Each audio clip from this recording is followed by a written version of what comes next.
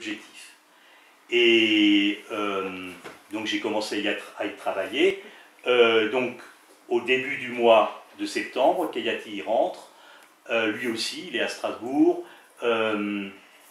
Joubert, moi, et enfin on est à peu près tous là.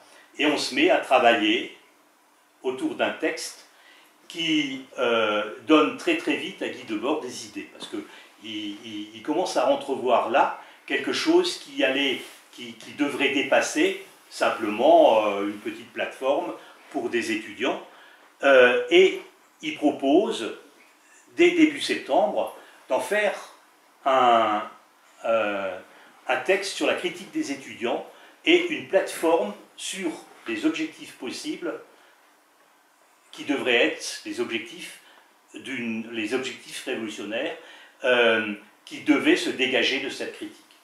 Et donc, pendant tout le mois de septembre et début octobre, on travaille de façon, en échangeant des idées,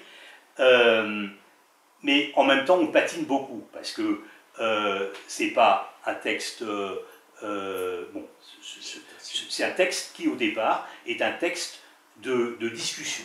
Et ces discussions, elles s'enlisent parce qu'on n'est pas d'accord, et tout. Et alors, Debord à Paris, il reçoit les comptes rendus de Kayati, qui lui dit, voilà, l'état où c'en est. Et il lui donne, lui, des consignes de ce que ça devrait être, en fait. Et le texte, progressivement, il prend tournure autour d'une part de ce que nous, on discute, et d'autre part de ce que Debord donne comme consigne à Kayati, de ce qui devrait être ce texte. Et donc, au fur et à mesure qu'on progresse, bon, Kayati, il prend les choses en main, et avec mon accord, enfin, de manière, de notre accord, il nous propose un texte qui résume la discussion et ce que Debord, les directives de Debord.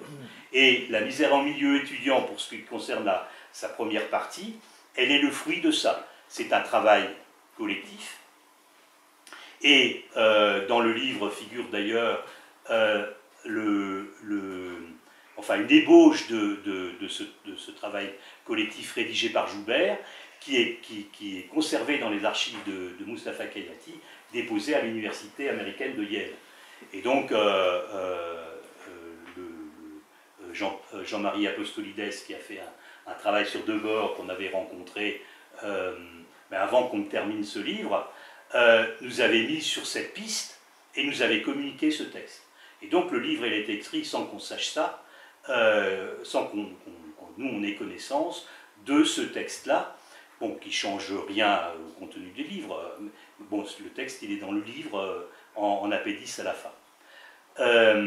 Et donc la première partie, c'est le résultat d'une discussion collective mise au clair par Mustapha Kayati. Les deux autres chapitres, le deuxième, il rend compte de l'état de la contestation en 1960, au milieu des années 60. Donc il parle des blousons noirs, mais aussi des provos, par exemple, qui sont à ce moment-là en pleine actualité, parce que à Amsterdam, ils sont au centre de toute une actualité d'émeutes, de transformation de la vie quotidienne. Et donc cette deuxième partie assigne des limites à ces révoltes de la jeunesse qui témoignent, d'après le texte, d'un malaise de civilisation. Et la troisième partie, c'est un véritable programme révolutionnaire, puisqu'il s'attaque, cette troisième partie s'attaque au bolchevisme et à toutes ses variantes, c'est-à-dire le trotskisme, enfin toutes les variantes des régimes yougoslaves, etc., qui pouvaient exister à l'époque, maoïsme, etc. Et met en avant les conseils ouvriers, c'est-à-dire, pour le dire d'un terme que tout le monde connaît mieux, les soviets, le soviet étant la traduction russe du terme conseil. Et ces conseils, ils apparaissent effectivement dans la pensée prolétarienne, peut-être pour la première fois, sous la Commune de Paris. Et ensuite, lors de la Révolution, enfin des premières esquisses révolutionnaires en 1905, en Russie, ensuite, effectivement, le soulèvement en Russie met en avant ces formes d'organisation. Elles ne sont pas le fait des bolcheviks. Les bolcheviks les récupèrent, ces formes d'organisation, et liquident systématiquement les anarchistes, etc., ou les socialistes révolutionnaires, qui en étaient, qui étaient peut-être les inspirateurs. Et ensuite, cette idée des conseils prend un essor absolument extraordinaire et magistral en Allemagne, entre 1919, 1923 et même, l'idée, elle va continuer à hanter la théorie révolutionnaire allemande jusque dans les années 30. Et ensuite, sans que le terme conseil soit utilisé, on peut dire que la révolution anarchiste, ou la guerre civile espagnole dominée par la CNT et la faille, sont d'une certaine manière le prolongement de ça. De cette idée, c'est-à-dire que c'est aux entreprises, aux ouvriers, à la base, de prendre en main les affaires. Il faut gérer ses affaires soi-même et pas les déléguer à des bureaucraties qui s'érigeraient au-dessus de nous. Et donc cette idée, elle est mise en avant dans la troisième partie de la misère comme fondamentale, et elle va devenir la pierre angulaire autour de laquelle la théorie des situationnistes va se développer. Mais cette théorie, elle n'est pas inventée par les situationnistes, elle est le fruit d'une pratique, et ensuite cette pratique et cette théorie, elle est entretenue par des groupes, mettons, du théoriciens d'ultra-gauche dans les années 50, comme Socialisme ou Barbarie, dont le grand théoricien, c'est Castoriadis. Et donc voilà. Alors, non, ce que je veux dire, c'est que le contenu, donc, de cette brochure, cette brochure est divisée en 3 parties et qui traite de choses un peu différentes. Et l'idée, c'était de distribuer cette brochure qui critique, bien sûr, dans sa première partie, la misère en milieu étudiant, de la distribuer lors de la rentrée universitaire du 22 novembre 1966. Et donc là, cette brochure va être distribuée selon un scénario que André va vous raconter. Oui, c'est-à-dire, Cailletti voulait qu'on la distribue de façon sauvage.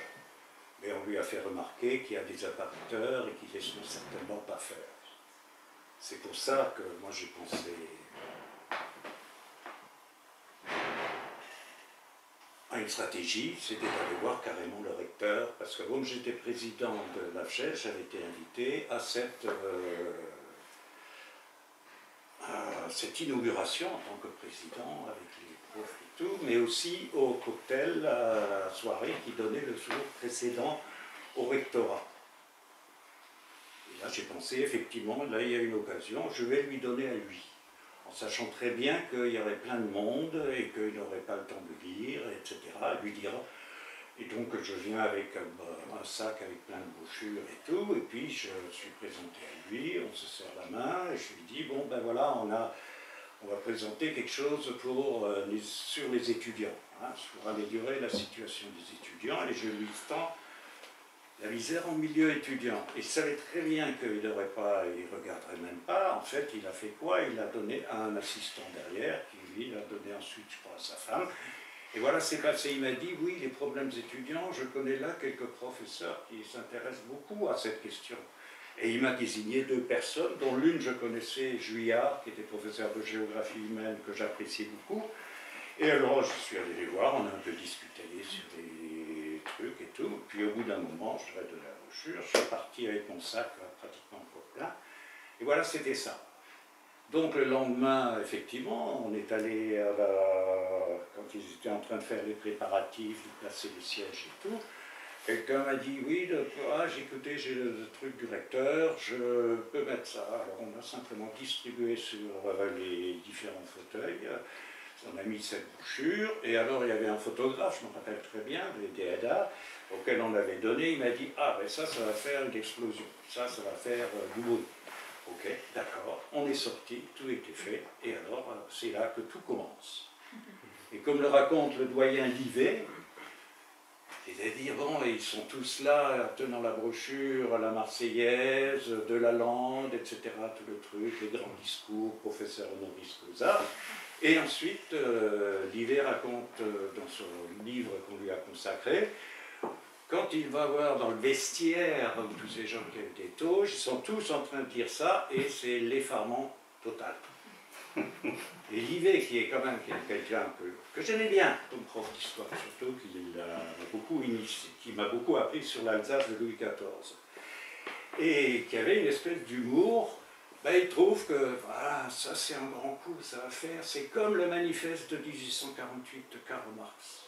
Il dit là, c'est le gros truc. Là.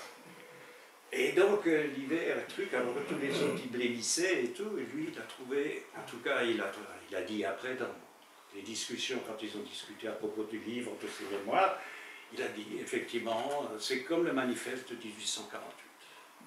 C'est-à-dire, ça va faire du bruit. Et bon, ça a fait du bruit.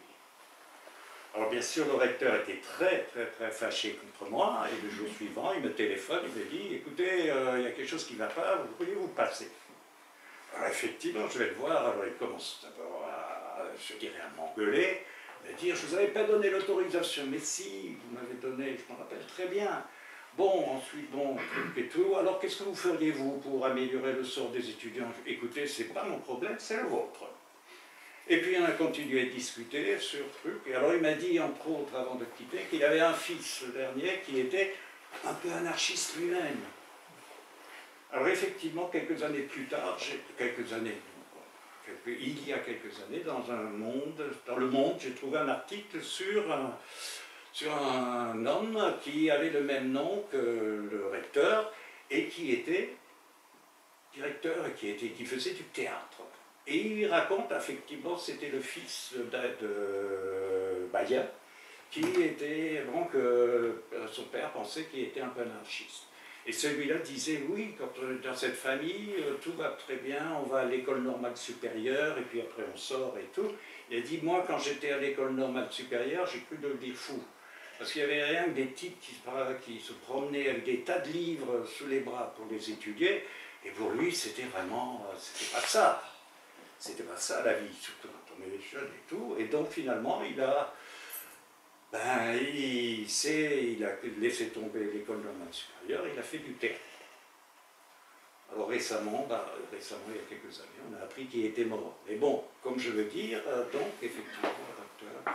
Et bon, j'ai revu le recteur après pour d'autres questions et tout, c'est toujours très bien entendu. Vous voyez, toujours très bien entendu. Moi-même, je suis. Quand on me regarde comme ça, j'ai pas de barbe, j'ai pas des yeux, j'ai pas des trucs et tout. Donc en fait, on s'entendait très bien. Moi, j'avais beaucoup d'estime pour lui. Surtout que j'avais lu sa biographie, tout ce qu'il avait fait. C'était un bonhomme remarquable. Mais bon, la chose étant, voilà.